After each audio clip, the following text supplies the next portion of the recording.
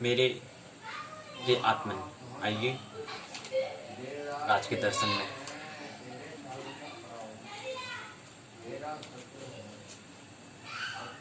कुछ लिख लें, अपने भाग्य में कुछ और दर्ज कर लें।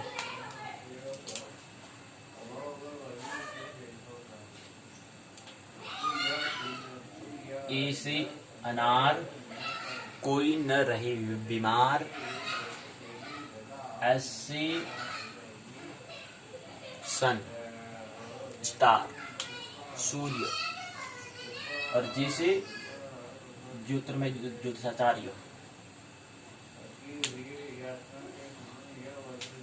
दर्शन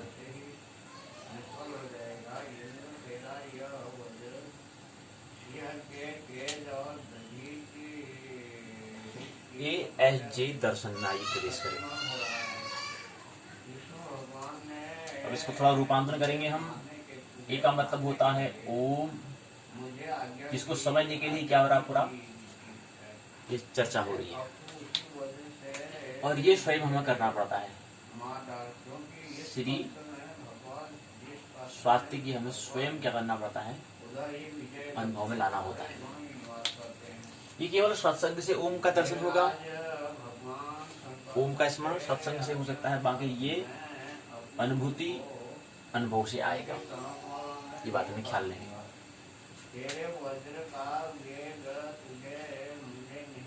कहें कि ये संकल्प से, विल से, संकल्प शक्ति पावर से ओम का दर्शन होता है। ओम क्या है? एक सत्संग है, एक संग है जो संग से ही आ सकता है। चाहे फिर किताब का संग करो आप, चाहे सदगुरु का संग करो, गुरु का संग करो, या इस मित्र का संग करो, फर्क नहीं पड़ता, लेकिन होगा अंततः ओम। महत्वपूर्ण धर्म 3, बौद्ध, जैन और हिंदू। अंततः ओमकार। नानक एक ओमकार सतनाम, सत्य मात्र एक मात्र सत्य क्या है? ओमकार। यहूदी, इस्लाम,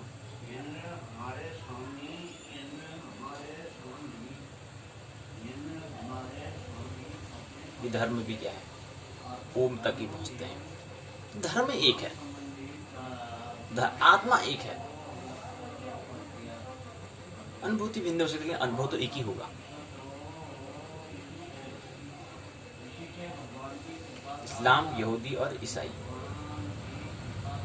3 बाहर जो मूल धर्म जो भारत के बाहर हुए वो भी क्या है? ओमकार तक पहुंचते हैं। धर्म एक है, आत्मा एक है, ख्याल है। तो आज के दर्शन में हम दर्शन करेंगे, सगाई होती है। क्या है सगाई? फिर उसके बाद ब्याह होता है, विवाह होता है। क्या है? इसको समझने का प्रयास आज की पाठशाला में कर लें। और ख्याल रहे, अब आवश्यकता है कि ब्याह, विवाह, गृहस्थ आश्रम में पहुंचने से पहले ऐसा पाठ्यक्रम तैयार करना पड़ेगा कि सबको, क्योंकि 99% व्यक्ति क्या है? परमात्मा को गृहस्थ आश्रम में जाकर ही परमात्मा को प्राप्त करते हैं। इसलिए अनिवार्य हो चुका है ऐसा पाठ्यक्रम, ऐसा सिलेबस आए, वो अनिवार्य प्रत्येक व्यक्ति के लिए जो गृहस्थ आश्रम में जो विवाह करना चाहता है, वो विवाह के महत्व को समझे। ये महत्वपूर्ण एक पाठ्यक्रम होना चाहिए, अनिवार्य, एसेंशियल है सभी के लिए। और उससे भी महत्वपूर्ण क्या है? प्रेम। प्रेम से विवाह। और विवाह क्या है, प्रेम क्या है, पहले इसको भी समझ लो। प्रेम जो है, प्रेम क्या है? इसको LOV कहते हैं, इसको लव बोलते हैं। क्या है? ये है परमात्मा की व्यवस्था, प्रभु की व्यवस्था। किसी है? प्रभु की व्यवस्था। और ये 14 वर्ष तक हो जाएगी तो हो जाएगी, नहीं फिर नहीं होने वाली। गर्भ धारण से लेकर के से लेकर के 14 वर्ष तक अगर हो गया तो हो गया। फिर जैसी उम्र बढ़ेगी वैसा ही दुष्पुर होता जाएगा, वैसे ही कठिन होता जाएगा, वैसी उम्र जैसी बढ़ेगी वैसी प्रेम की अनुभूति जो है वो करना अनुभव। और प्रेम क्या है? ये एक अनुभूति है, एक अनुभूति है, या कहें शक्ति है, कहें या कहें धर्म है। यहीं से धर्म का जन्म होगा। 14 वर्ष तक हो जाना चाहिए। अनुभूति है, शक्ति है, धर्म है। तो विवाह क्या है फिर? विवाह क्या है? पता है विवाह के बारे में कुछ? MERRY।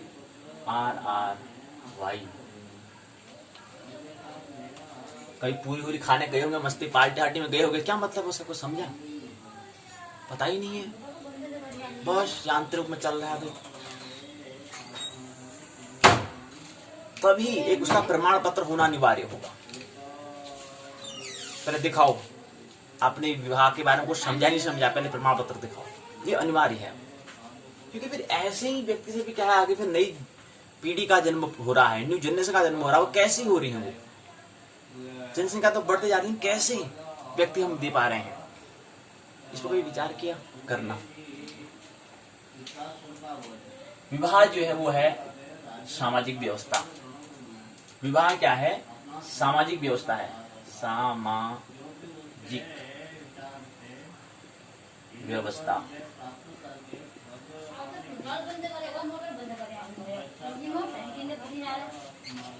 सामाजिक व्यवस्था है। ये क्या है? सामाजिक व्यवस्था है। और ये क्या है? प्रभु की व्यवस्था है। तो पहले समाज की व्यवस्था को ले, प्रभु की व्यवस्था को ले। पहले आप करें, पहले प्रेम की अनुभूति करें या विवाह कर ले? पहले प्रश्न पूछे ना इस तरह से कुछ, वो तो एक औपचारिकता है। इसलिए तो हम क्या है, गृहस्थ जीवन हमारा क्या है? दुखालय। दाम्पत्य जीवन कितना सुखालय है बताइए? पूछे जरा, पूछना जरा। इस पत्नी ने ना मेरा पूरा ऐसा कर दिया, इसके कारण मैं दुखी हूं। ये पति है ना, पति परमेश्वर है, इसके कारण मैं दुखी हूं। कौन जिम्मेवार है इसका?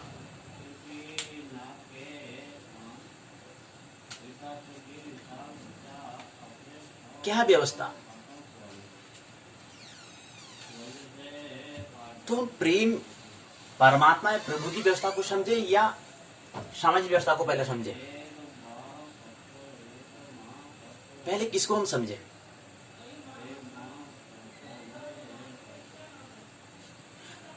सामाजिक व्यवस्था तो हम पहुंच ही जाते हैं भाई। कौन विवाह नहीं कर रहा है? सभी विवाह कर रहे हैं। और विवाह करने के बाद तो उम्र और भी हमारा जीवन और भी सुखालय होना चाहिए ना, और भी आनंद का बढ़ना चाहिए। क्योंकि उससे तो व्यक्ति क्या है, विवाह से व्यक्ति पूर्ण होते ही है। तो हम कह ही रहे हैं, ये तो कहा ही गया है कि विवाह से व्यक्ति क्या होता है? पूर्ण होता है।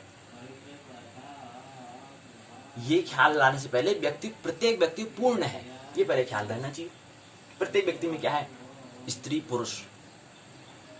और प्रत्येक पुरुष में क्या है? स्त्री पुरुष है। और प्रत्येक पुरुष में क्या है? स्त्री पुरुष है। ये पहले ख्याल में आना चाहिए ना। कैसे आया ख्याल में? विज्ञान से आना चाहिए कि दो स्त्री पुरुष के ही मिलन से ही क्या है?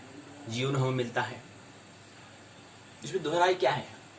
अगर समझ में नहीं आ रही, अगर बात समझ में नहीं आ रही तो विज्ञान में समझो ना। विज्ञान साइंस को तो समझो, मनोविज्ञान को तो समझो, बायोलॉजी को तो समझो, विज्ञान तो समझना पड़ेगा।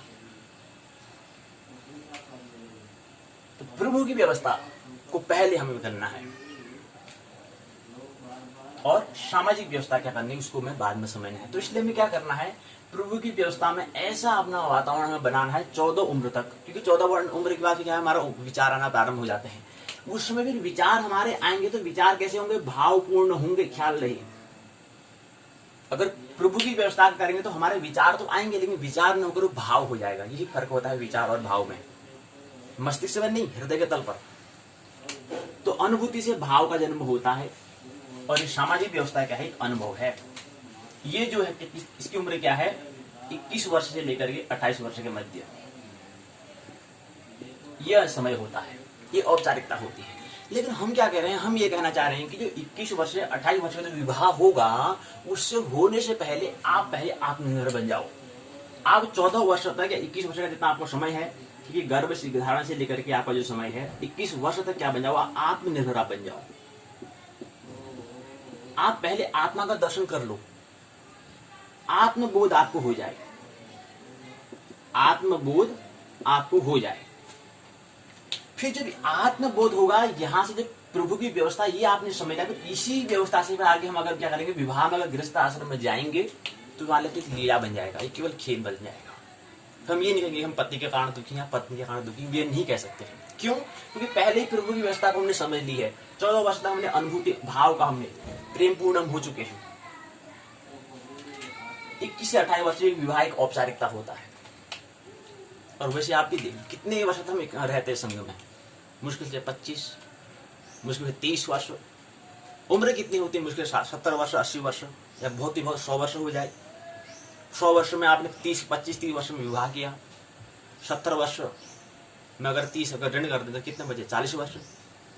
तो मुश्किल से 35-40 वर्ष कह कि गृहस्थ जीवन में आप साथ में रहते हो। और उसमें जो कोई व्यक्ति पहले कोई पति या पत्नी कोई पहले चले जाता है, तो उस अगर मुश्किल से कहें तो 25 वर्ष का गृहस्थ आश्रम होता है। गृहस्थ जीवन केवल 25 वर्ष की है। उससे पहले 25 वर्ष का है ब्रह्मचर्य आश्रम। ब्रह्मचर्य आश्रम, ब्रह्मचर्य आश्रम क्या है? ये प्रारंभ हो जाता है, गर्भधारण से प्रारंभ हो जाता है, से लेकर के 25 वर्ष कम से कम व्यक्ति को अपने समझने में, अपने आप को समझने में, अपने स्वरूप को समझने कम से कम 25 वर्ष का समय लग जाता है। कम से कम 25 वर्ष का समय लग जाता है। और जो व्यक्ति नहीं समझ आ रहा था, उसका पूरा जीवन हो जाते हैं, जन्म जन्म हो जाते हैं, तो भी समझ में नहीं आता है। लेकिन एक आम व्यक्ति, अगर कोई व्यक्ति जो जिज्ञासु है, जो सत्य को पाना चाहता है, वो व्यक्ति क्या है 25 वर्ष में अपने आप को समझ लेगा। उसको हमने ब्रह्मचर्य आश्रम कहा। अब दूसरा गृहस्थ आश्रम में जो हमने ब्रह्मचर्य आश्रम में जो हमने अनुभव किया, उसका प्रयोग भी तो करना है ना। सही कहा गलत कहा, उसकी जांच भी तो करनी है। उसकी जांच करने के लिए आप सीधे तुरंत हमें क्या जाना है? गृहस्थ आश्रम में जाना है। इसलिए ब्रह्मचर्य के बाद तुरंत गृहस्थ आश्रम कहा। वानप्रस्थ या संन्यास जी कहा, तुरंत गृहस्थ आश्रम में आप प्रयोग करना है, एक्सपेरिमेंट करना है। अब अकेले में आनंद, आत्मरमण में आनंद जाता है क्या? फिर जब समूह में रहते उसमें आनंद है, उसकी हमें करनी है। और तत्पश्चात फिर क्या होगा? ब्रह्मचर्य के बाद आगे जो हमारा गृहस्थ आश्रम जो है, गृहस्थ आश्रम जो है, गृहस्थ आश्रम जो है, गृहस्थ आश्रम जो है, ये भी 25 वर्ष का होता है। कहें कि आपका 25 वर्ष से 50 वर्ष की मध्य में आपने क्या कर लेना है? अनुभव प्राप्त कर लेना है। जो सामाजिक व्यवस्था है, उस व्यवस्था को आप समझ लेना है आपने 25 वर्ष। उसके बाद फिर आगे सामाजिक व्यवस्था के बाद आगे क्या करना है? वापिस क्या करना है? हम यहाँ पर अपने आप को सुलझाने के लिए आए हैं, उलझाने के लिए नहीं, अपने आप को मुक्त करने के लिए आए हैं। मुक्त मतलब मुक्त मनी, उसके नाम क्या होता है? ओपन, मुक्त होना, स्वतंत्र होना, सभी मान्यताओं से, सभी उनसे मुक्त हो जाना। स्वतंत्र होने के लिए आए हैं, मुक्त होने के लिए आए हैं। इसलिए फिर क्या करना है? अगले तीसरा जो हमारा वर्ण, जो आश्रम जो आता है, वो आश्रम आता है वानप्रस्थ। वानप्रस्थ, वानप्रस्थ, प्रस्थ मतलब प्रस्थान करना। वन के लिए वन का, मन को इतना तैयार करना कि जैसे समझो कि हम जंगल में रह रहे हैं, ऐसा मतलब होता है। जंगल में चले नहीं जाना है, कहीं वृद्धाश्रम में, गृहस्थ वहीं आश्रम में पहुंच जाना, ख्याल रहे, ये भी ख्याल रहे। नहीं तो आजकल बहुत सारे ऐसी व्यवस्था, वृद्धाश्रम आश्रम की व्यवस्था खुल चुकी है। नहीं, कहीं नहीं जाना है, घर में ही रहना है, लेकिन मन का परिवर्तन कर लेना है। इसलिए स्पष्ट रहे, ख्याल रहे, कहीं वृद्धाश्रम में नहीं जाना है। और समझो अगर आप जा रहे हो तो इसका मतलब आप क्या कर रहे हो? आप सत्य के मार्ग में आप डरपोक हो। जैसे अर्जुन कहता है ना, दोनों युद्ध में मैंने युद्ध नहीं करूंगा, मैं बैठ जाता हूं, ऐसा ही आप भी क्या करो, युद्ध में आप हार आपने पहले मान ली है।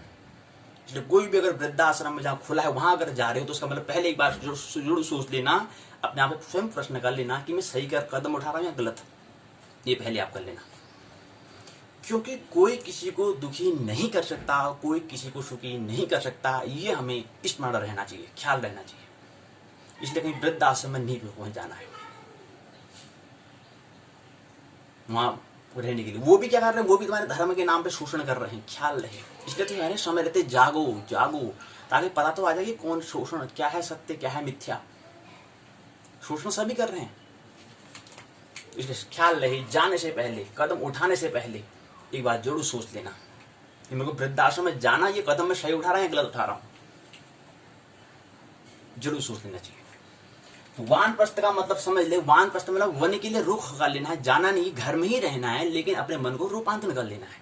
अब मेरे को आसक्ति नहीं करनी है बच्चों पर, बेटों पर, बेटी पर आसक्ति हमें नहीं करनी। कल हमने समझा ना माया का मतलब क्या होता है। माया का मतलब होता है सपना। संसार क्या है, एक सपना है। इस माया के 4 कोने होते हैं, ये हमें ख्याल रहने चाहिए। 4 दिशाएं जैसे होती हैं। एक सबसे पहले आता है मैं तो होता ही नहीं है जब जब खोजोगे तो। इसके बाद मैं के बाद आता है मेरी पत्नी, मेरी मां, मैं, मेरा, और फिर आता है मेरा भाई, फिर आता है मेरे गुरु, मेरे पिता, मेरे दादा। ये माया है। माया मतलब एक सपना देख रहे हो आप। क्या देख रहे हो, एक सपना देख रहे हो, एक ड्रीम। हमने कल कहा ना ड्रीम आप देख रहे हो एक। अब ड्रीम भी अलग अलग होते हैं भाई, कोई सपने आंखें खुलकर देखता है, कोई रात्रि को देखता है, तो एक सपना है। तो सपने को दर्शन बनाओ, देखो, जागो। मैं, मेरा, मेरी, मेरे। तो इसलिए ये शब्द किसके लिए आता है, ये तो गुरु के लिए आता है, सदगुरु के लिए भी आता है, सदगुरु के लिए भी आता है। मेरे सदगुरु हैं। अनुयायी किसी का नहीं बनना है, मुक्त होने के लिए आए तो सदगुरु के वहां पे मुक्त बंधन पड़ जाओगे। तो सदगुरु है, सदगुरु तो वही पहले कहेगा भाई मुक्त हो जा, भाई मुक्त हो जा। अगर जो कह रहा है कि ही रहो, वृद्धाश्रम में ही रहो, तो मतलब क्या है इसका मतलब, यही आश्रम में रहो, तो मतलब आपको शोषण कर रहा है, आपको क्या कर रहा है, मुक्त नहीं, स्वतंत्र नहीं कर रहा है। तो गुरु, सदगुरु, पिता, ये सब क्या है, दादा, दादी, ताई, जो भी आते हैं, ये सब क्या है, ये सब क्या है, मेरी में आते हैं। और ये मेरी जो है, मेरी में आता है, मेरी बहन आता है, बहन हो गया, इसमें पत्नी हो गया, ये सब इसी में आता है। बहन और पत्नी ये सब इसी में आएगा, मेरी में। और मैं में आता है कि मैं राष्ट्रपति हूं। मैं क्या हूं, राष्ट्रपति हूं। मैं राष्ट्रपति हूं। इनकी पद प्रतिष्ठा जो है, मान जो हमारा जो हमें दे दिया गया है, सम्मान जो हमें दे दिया गया है, ये राष्ट्रपति जो कह रहा है कि मैं राष्ट्रपति हूं। आप राष्ट्रपति हो, मेरे मुल्क के पति हो। ये मैं, ये अहंकार को दिखाता है, ईगो को दिखाता है। ईगो से आगे, अहंकार से आगे, फिर आगे अहंकार ही नहीं, फिर अस्मिता तथाता को भी विश्व में क्या करना है, समर्पण करना है। आनंद को भी समर्पण करना है जी। आगे धर्म में तो बहुत, अध्यात्म की तो बहुत आगे की बात है। तो ये वानप्रस्थ आश्रम ये दिखा मैंने, वानप्रस्थ आश्रम में क्या करना है, हमें रुख कर लेना है वन के लिए। इसके बाद आता है संन्यास। संन्यास आश्रम जो है, ये संन्यास क्या है, संसार में रहते ही जाग जाना संन्यास है। इसलिए परिभाषा समझ लें। संन्यास के लिए हमें अनुभव की आवश्यकता होती, समझ की आवश्यकता होती है। और समझ कहां से आता है, सत्संग से आता है, ये हमें ख्याल रहना चाहिए। और सत्संग उसे कहते हैं ऐसा संग, ऐसा वातावरण में रहना जहां से हमारा चेतना का विकास हो, उसको हम सत्संग कहते हैं। ये समझ हो गया। संन्यास आश्रम ऐसा वहां हमें करना है। तो वहां संन्यास का समझ से, अनुभूति और अनुभव से, समझ, अनुभूति और अनुभव से क्या है, संन्यास का जन्म होता है। और संन्यास होने के लिए हमें गुफाओं में, कंदराओं में, पहाड़ों में कहीं नहीं जाना है, हमें घर में ही रह के। कृष्ण का व्यक्तित्व इतना खुला, हमारा साफ है। कहीं कृष्ण गए, कहीं नहीं गए, आराम से गृहस्थ जीवन, आराम से वानप्रस्थान संन्यास, आराम से ब्रह्मचर्य में रह रहे हैं, कहीं जाने की आवश्यकता नहीं है। तो इतना अच्छा हमारा व्यक्तित्व होने के बाद हम क्यों नहीं समझ रहे हैं कृष्ण के व्यक्तित्व को? क्योंकि हम तथाकथित साधु संत महात्मा उनकी बातों में उलझ गए ना। तो संन्यास आश्रम, वानप्रस्थ आश्रम, ये हमें देख लेना है। तो ये 25 वर्ष यहाँ हुआ, 25 वर्ष यहाँ हुआ, 25 वर्ष यहाँ मान लो, 25 वर्ष यहाँ मान लो, 100 वर्ष तो होता ही नहीं मतलब किसी की। तो ये थोड़ा हमें क्या करना है, व्यवस्थित कर लेना है। इसको 15-25 न करके 14 वर्ष कर लो, अपनी व्यवस्था के हिसाब से कर लो। इसको 14 कर लो, और इसको क्या कर लो, 7 कर लो। इसको क्या कर लो, 7 वर्ष कर लो। तो संन्यास में जाने से पहले 14 वर्ष में क्या कर लो, पहले बनूंगा उठ कर लो। एकदम से मन, एकदम से वैराग्य नहीं आएगा, ख्याल रहे। एकदम से आसक्ति से वैराग्य का जन्म, एकदम से आसक्ति से निरासक्ति की हम एकदम से प्रवेश नहीं कर पाएंगे। इसलिए पहले तैयारी करनी पड़ेगी, कम से कम 14 वर्ष तैयारी कर लो। तो ये तैयारी अगर हमारी होगी तो फिर हमें नाचने गाने झूमने से कोई नहीं रोक सकता, अपने गीत गुनगुनाने से फिर हमें कोई नहीं रोक सकता। और ये क्या है जीवन, हमने कल भी कहा, गोत्र हमारा क्या है, गोत्र हमारा आनंद है, जाति हमारी उत्सव है, ये हमें ख्याल रहे। और ऐसे गुरु के संग करना है जो हमें मुक्त करे। एक दो महत्वपूर्ण बात समझ लें, सा विद्याया विमुक्ति, सा विद्याया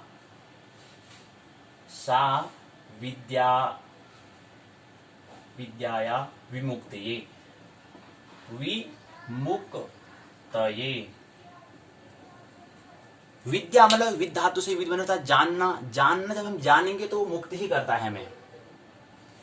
सा विद्याया विमुक्ति, विद्या वही होगी जो हमें मुक्त करे, जो हमें स्वतंत्र करे। और विद्या ददाति विनय, विद्या ददाति विनय।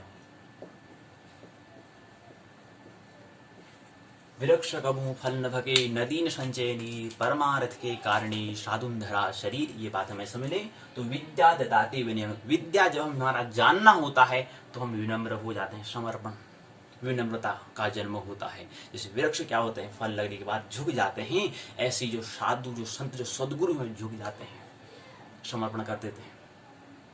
क्योंकि इतने छोटी सी खोपड़ी से ब्रह्मांड समझ में आने वाला नहीं है। इसलिए समर्पण वही भक्ति का मार्ग है, वही प्रेम का मार्ग है। जो हमने कहा कि प्रेम की व्यवस्था, प्रभु की व्यवस्था को समझो और आगे सामाजिक व्यवस्था को भी समझो, आगे अपने जीवन को फिर आनंदोत्सव बनाओ। ये बनेगा तब जब हम व्यवस्था को समझेंगे, प्रेम को। तो प्रेम क्या है, समर्पण, भक्ति का मार्ग।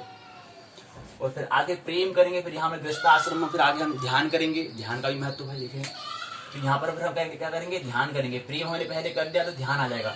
प्रेम का अनुभव होगा तो ध्यान पर आ ही जाता है।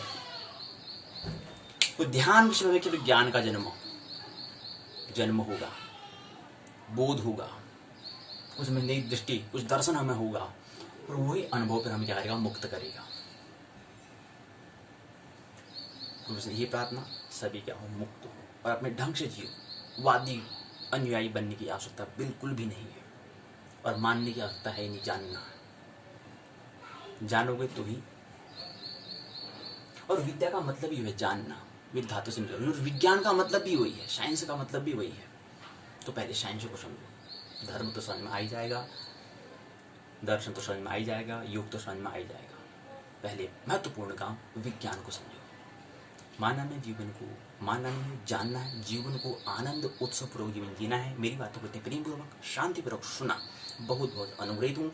अंत में सबके भीतर विराजमान परमात्मा को प्रणाम करता हूँ। मेरा प्रणाम स्वीकार करें। परमात्मा आपके अंदर विराजमान है, आपको अभी ख्याल में नहीं आ रहा है, लेकिन है।